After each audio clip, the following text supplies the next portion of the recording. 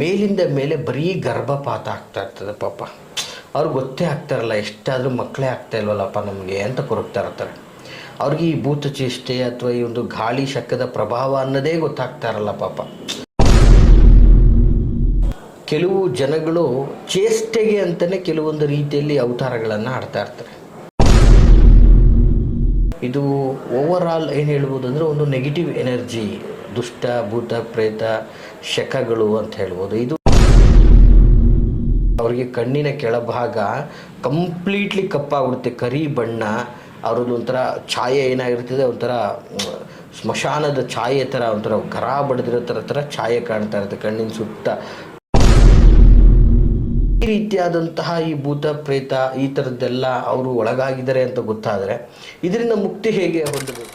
ಕೆಲವು ಜ್ಯೋತಿಷ್ಯ ಶಾಸ್ತ್ರದ ಪ್ರಕಾರ ಈ ಭೂತ ಪ್ರೇತ ಶಕಗಳು ಈ ಬಾಧೆಗಳನ್ನು ಗುರುತಿಸೋದು ಕೆಲವೊಂದು ಬಾರಿ ಸ್ವಲ್ಪ ಕಷ್ಟಕರವಾದಂತಹ ವಿಚಾರ. ಇದು ಹೇಳಬೇಕಂದ್ರೆ ನಿಖರವಾಗಿ ಕೆಲವು ಜನಗಳು ಚೇಷ್ಟೆಗೆ ಅಂತಲೇ ಕೆಲವೊಂದು ರೀತಿಯಲ್ಲಿ ಅವತಾರಗಳನ್ನು ಆಡ್ತಾ ಇರ್ತಾರೆ. ನಿಜವಾಗಿಯೂ ಕೂಡ ಅವ್ರ ಮೇಲೆ ಏನೂ ಇರೋದಿಲ್ಲ. ಕೆಲವೊಂದು ಜನ ಚೇಷ್ಟೆಗೆ ಅಂತ ಮಾಡ್ತಾ ಇರ್ತಾರೆ, ಹಾಗಾಗಿ ನಿಖರವಾಗಿ ಗುರುತಿಸ್ಲಿಕ್ಕಾಗೋದಿಲ್ಲ. ಕೆಲವೊಂದು ಬಾರಿ ಪ್ರಾಮಾಣಿಕವಾಗಿ ಅವರು ಆ ಬಾಧೆಗೆ ಒಳಗಾಗಿರ್ತಾರೆ.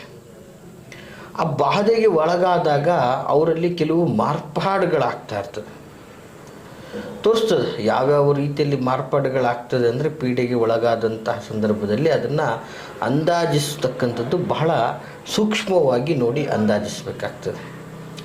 ಯಾಕಂದರೆ ಅವರಿಗೆ ಕೆಲವೊಂದು ಅವರ ದೇಹದಲ್ಲಿ ಕೆಲವೊಂದು ಆಕಾರ ವಿಕಾರಗಳು ಮಾರ್ಪಾಡಾಗ್ತಾ ಇರ್ತದೆ. ಸುಖ ಸುಮ್ಮನೆ ನಗ್ತಾ ಇರ್ತಾರೆ, ತನ್ನಷ್ಟಕ್ಕೆ ತಾನೇ ಮಾತಾಡ್ತಿರ್ತಾರೆ, ನಗ್ತಾ ಇರ್ತಾರೆ, ಸುಖ ಸುಮ್ಮನೆ ಏನೇನೋ ಪೆಚಾಡ್ತಿರ್ತಾರೆ. ಈ ರೀತಿಯಾಗಿ ಅವರಲ್ಲಿ ಒಂದಷ್ಟು ಮಾರ್ಪಾಡುಗಳಾಗಿರ್ತದೆ. ದೇಹದ ಆಕಾರ ಒಂದು ರೀತಿಯಲ್ಲಿ ವಿಕಾರ ಆಗ್ತಾ ಇರ್ತದೆ, ದೇಹದಲ್ಲಿರ್ತಕ್ಕಂತಹ ರೋಮಗಳೆಲ್ಲ ನಿಂತಿರ್ತದೆ.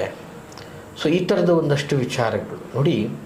ಇದು ಓವರ್ ಆಲ್ ಏನು ಹೇಳ್ಬೋದು ಅಂದರೆ ಒಂದು ನೆಗೆಟಿವ್ ಎನರ್ಜಿ, ದುಷ್ಟ ಭೂತ ಪ್ರೇತ ಶಕಗಳು ಅಂತ ಹೇಳ್ಬೋದು. ಇದು ಸಾಮಾನ್ಯವಾಗಿ ಕೆಲವೊಂದಷ್ಟು ಅತೃಪ್ತ ಆತ್ಮಗಳು, ಕೆಲವೊಂದಷ್ಟು ಶಕಗಳು ಅಥವಾ ಅವರ ಒಂದು ಪೂರ್ವ ಹಿರಿಯರು ಅಥವಾ ಆಸೆ ಆಕಾಂಕ್ಷೆಗಳನ್ನು ಇಟ್ಕೊಂಡು ಕುಟುಂಬದಲ್ಲಿ ಅಕಾಲಿಕವಾಗಿ ಮೃತ್ಯುವನ್ನು ಹೊಂದಿರತಕ್ಕಂಥವ್ರು. ಸೊ ಈ ರೀತಿ ಎಲ್ಲ ಇರ್ತಕ್ಕಂಥವ್ರು ಅವರವರಿಗೆ ಸಂಬಂಧಪಟ್ಟ ಹಾಗೆ ಅಥವಾ ಯಾವುದಾದ್ರೂ ಒಂದು ಆಸೆ ಆಕಾಂಕ್ಷೆಗಳಿಂದಾಗಿ ಹೊಕ್ಕಿರ್ತಕ್ಕಂಥದ್ದು ಸಹಜವಾಗಿ ಕೆಲವೊಂದು ಬಹಳಷ್ಟು ನೋಡಿರ್ತಕ್ಕಂಥದ್ದು. ನೋಡಿ, ಕೆಲವರಿಗೆ ಗೊತ್ತೇ ಆಗಿರೋದಿಲ್ಲ ಅವ್ರಿಗೆ ಏನಾಗಿದೆ ಅಂತಕ್ಕಂಥದ್ದನ್ನು ಕಂಡುಹಿಡಿಯೋದು ಬಹಳ ಕಷ್ಟ ಆಗ್ತಾ ಇರುತ್ತೆ. ಗೊತ್ತೇ ಆಗಿರೋದಿಲ್ಲ. ಕೆಲವ್ರಿಗೆ ಏನಾಗ್ತಾ ಇರ್ತದೆ, ಕೆಲವು ಸ್ತ್ರೀಯರಿಗೆ ಮೇಲಿಂದ ಮೇಲೆ ಬರೀ ಗರ್ಭಪಾತ ಆಗ್ತಾ ಇರ್ತದೆ ಪಾಪ. ಅವ್ರಿಗೆ ಗೊತ್ತೇ ಆಗ್ತಾರಲ್ಲ, ಎಷ್ಟಾದರೂ ಮಕ್ಕಳೇ ಆಗ್ತಾ ಇಲ್ವಲ್ಲಪ್ಪ ನಮಗೆ ಅಂತ ಕೊರಗ್ತಾ ಇರ್ತಾರೆ. ಅವ್ರಿಗೆ ಈ ಭೂತ ಚೇಷ್ಟೆ ಅಥವಾ ಈ ಒಂದು ಗಾಳಿ ಶಕದ ಪ್ರಭಾವ ಅನ್ನೋದೇ ಗೊತ್ತಾಗ್ತಾ ಇರಲ್ಲ ಪಾಪ. ಏನಾಗ್ತಾ ಇರ್ತದೆ, ಸುಮ್ಮನೆ ವ್ಯರ್ಥ ಅವ್ರಿಗೆ ನಿಂತಂಗೆಲ್ಲ ಗರ್ಭಪಾತಗಳಾಗ್ತಾ ಇರ್ತವೆ. ಕೆಲವೊಂದು ಸಲ ಏನಾಗ್ತದೆ, ಗರ್ಭ ನಿಂತರೂ ಕೂಡ ಮಕ್ಕಳಾಗಿದ್ದ ತಕ್ಷಣ ಮಕ್ಕಳುಗಳು ಸಹ ಸಾಯ್ತಾ ಇರ್ತವೆ, ಪದೇ ಪದೇ ತೀರ್ಕೊಳ್ತಾ ಇರ್ತವೆ. ಅಂದರೆ ಆ ಒಂದು ಶಕಗಳು ಅದನ್ನು ನುಂಗ್ತಾ ಇರ್ತದೆ. ಮತ್ತು ಕೆಲವು ಪೀಡೆಗೆ ಒಳಗಾದಂತಹ ಸಂದರ್ಭಗಳಲ್ಲಿ ಸೊ ಕಣ್ಣಿನಲ್ಲಿ ಕಣ್ಣಿಟ್ಟು ನೀವು ಬೇಕಾದ್ರೆ ಭಾಳ ಅಬ್ಸರ್ವ್ ಮಾಡಿ, ಅವ್ರನ್ನ ನೇರ ಐಸ್ ಟು ಐಸ್ ಅವರು ನಿಮ್ಮ ಜೊತೆ ಮಾತಾಡೋಷ್ಟು ಧೈರ್ಯ ಇರೋದಿಲ್ಲ, ಮತ್ತು ಆ ಥರ ಒಂದು ಸಾಮರ್ಥ್ಯ ಇರಲ್ಲ. ಕಣ್ಣಲ್ಲಿ ಕಣ್ಣಿಟ್ಟು ಅವರು ಮಾತಾಡಲ್ಲ. ನೀವು ಅವ್ರನ್ನ ಕಣ್ಣಲ್ಲಿ ಕಣ್ಣಿಟ್ಟು ಮಾತಾಡೋಕ್ಕೆ ಹೋದಾಗ ಏನಾಗ್ತದೆ, ಅವರ ಕಣ್ಣು ಆ ಕಡೆ ಈ ಕಡೆ ಹೋಗ್ತಾ ಇರ್ತದೆ, ಮತ್ತು ತಲೆ ಕೆಳಗಡೆ ಗೋಣ ಹಾಕ್ತಾ ಇರ್ತಾರೆ. ಅವರು ಒಂದು ರೀತಿ ವಿಕಾರಕ್ಕೆ ಹೋಗ್ತಾ ಇರ್ತಾರೆ. ಸೊ ಈ ರೀತಿ ಒಂದಷ್ಟು ವಿಚಾರ ಲಕ್ಷಣಗಳು ಕಂಡಂಥ ಸಂದರ್ಭದಲ್ಲೂ ಕೂಡ ನಾವು ಈ ಒಂದು ಚೇಷ್ಟೆಗೆ ಅಂದರೆ ಈ ಭೂತ ಒಂದು ಶಕಬಾಧೆಗೆ ಇದು ಒಳಗಾಗಿದೆ ಅಂತಕ್ಕಂಥದ್ದನ್ನು ಕೂಡ ನಾವು ಕಾಣ್ಬೋದಾಗಿರುತ್ತೆ. ಆಮೇಲೆ ಯಾವಾಗಲೂ ಕೂಡ ನೀವು ಕೆಲವೊಂದು ಬಾರಿ ನೋಡಿ ಅವ್ರ ಕಣ್ಣು ತುಂಬ ರೆಡ್ಡಿಶ್ ಆಗಿರುತ್ತೆ, ಕೆಂಪಗಾಗ್ಬಿಟ್ಟಿರುತ್ತೆ ಕಣ್ಣುಗಳು. ಸೊ ಈ ರೀತಿ ಎಲ್ಲ ಲಕ್ಷಣಗಳು ಇವೆಲ್ಲ ನಾನು ಏನು ಹೇಳ್ತಾ ಇದ್ದೀನಿ ವೀಕ್ಷಕರೇ, ಇವೆಲ್ಲವೂ ಕೂಡ ಆ ಥರದ ಒಂದು ಶಕಗಳು ಇದ್ದಂತಹ ಸಂದರ್ಭದಲ್ಲಿ ಅವರ ಒಂದು ಆಕಾರ ವಿಕಾರಗಳು ಆಗಿರ್ತದೆ. ಇದರಲ್ಲಿ ಯಾವುದು ಬೇಕಾದ್ರೂ ಯಾವ ರೂಪದಲ್ಲಿ ಬೇಕಾದರೂ ಕೂಡ ಅದು ಆಗಿರ್ತದೆ ಅಂತ ಹೇಳಬಲ್ಲೆ. ಸಂಬಂಧವಿಲ್ಲದ ವಿಷಯಗಳಿಗೆ ವ್ಯರ್ಥ ಅವರು ಗುಣುಗ್ತಾ ಇರ್ತಾರೆ. ಮನೆಯಲ್ಲಾಗಿರ್ಬೋದು, ಎಲ್ಲಾದರೂ ಹೊರಗಡೆ ಆಗಿರ್ಬೋದು, 4 ಜನ ಏನೇನೋ ಸುಮ್ಮನೆ ಸಂಬಂಧ ಇಲ್ಲದಿರೋ ವಿಚಾರಗಳಿಗೆ ಸುಮ್ಮನೆ ಗುಣಗುಡುತ್ತಾ ಇರ್ತಾರೆ, ಸುಮ್ಮನೆ ಕೂಗ್ತಾ ಇರ್ತಾರೆ, ಸುಮ್ಮನೆ ಅರಚ್ತಾ ಇರ್ತಾರೆ. ಆಮೇಲೆ ವಿಶೇಷವಾಗಿ ನೋಡಿ, ಅವರಿಗೆ ಕಣ್ಣಿನ ಕೆಳಭಾಗ ಕಂಪ್ಲೀಟ್ಲಿ ಕಪ್ಪಾಗ್ಬಿಡುತ್ತೆ, ಕರಿ ಬಣ್ಣ. ಅವ್ರದ್ದು ಒಂಥರ ಛಾಯೆ ಏನಾಗಿರ್ತದೆ, ಒಂಥರ ಸ್ಮಶಾನದ ಛಾಯೆ ಥರ, ಒಂಥರ ಗರ ಬಡಿದಿರೋ ಥರ ಛಾಯೆ ಕಾಣ್ತಾ ಇರುತ್ತೆ. ಕಣ್ಣಿನ ಸುತ್ತ ಕಪ್ಪು ಪೊರೆ ಥರ ಬಂದ್ಬಿಟ್ಟಿರುತ್ತೆ, ಛಾಯೆ ತುಂಬ ಕೆಟ್ಟದಾಗಿ ಕಾಣ್ತಾ ಇರುತ್ತೆ. ಈ ಎಲ್ಲ ಲಕ್ಷಣಗಳನ್ನು ನಾವು ಸೂಕ್ಷ್ಮವಾಗಿ ಗಮನಿಸಿದಾಗ ಏನಾಗ್ತದೆ, ಅವ್ರಿಗೆ ಈ ರೀತಿಯಾದಂತಹ ಒಂದು ಶಕಬಾಧೆಗಳು. ಆಮೇಲೆ ಕೆಲವು ಸಲ ಏನಾಗ್ತದೆ, ತುಂಬ ತಿಂತಾ ಇರ್ತಾರೆ, ನಿಮ್ಗೆ ಗೊತ್ತೇ ಆಗ್ತಾಯಿಲ್ಲ ನೋಡಿ ಇಷ್ಟೊಂದು ತಿಂತಾ ಇದ್ದಾರೆ, ಬಟ್ ಅವರು ದಪ್ಪನೇ ಆಗ್ತಾ ಇರೋದಿಲ್ಲ. ಅವರು ಕೈಕಾಲು ಸಣ್ಣ ಆಗಿ ಒಳಗೊಳಗೆ ಒಣಗ್ತಾ ಇರ್ತಾರೆ, ಬಟ್ ತಿನ್ನೋದು ಮಾತ್ರ ತುಂಬ ಚೆನ್ನಾಗಿ ತಿಂತಾರೆ. ಇಷ್ಟೆಲ್ಲ ತಿಂದರೂ ದಪ್ಪನೇ ಆಗ್ತಾ ಇಲ್ಲಲ್ಲ, ಬರೀ ಬಡುಕಲಾದಂಥ ಶರೀರ ಇದೆ.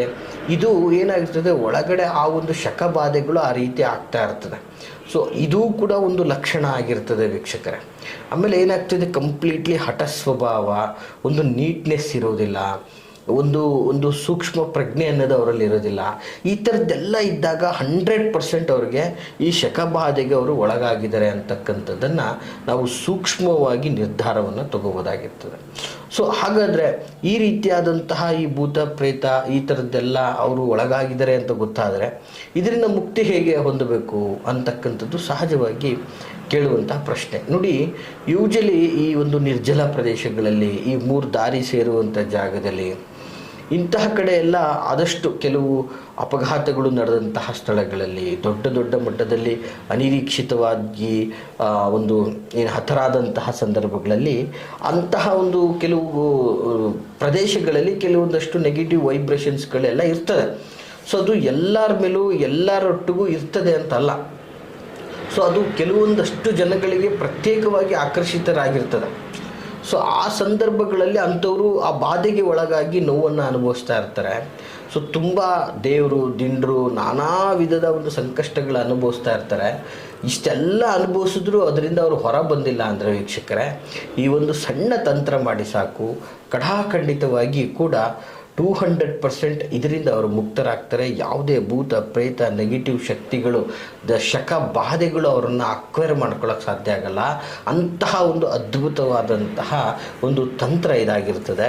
ಬಹಳ ಸುಲಭವಾದಂತಹ ತಂತ್ರ, ಸ್ವಲ್ಪ ರಿಸ್ಕ್ ತಗೊಳ್ಬೇಕಾದಂತಹ ತಂತ್ರ, ಸುಲಭವಾದ ತಂತ್ರ ಅಂತಲೂ ಹೇಳೋಕ್ಕೆ ಇಷ್ಟಪಡ್ತೀನಿ.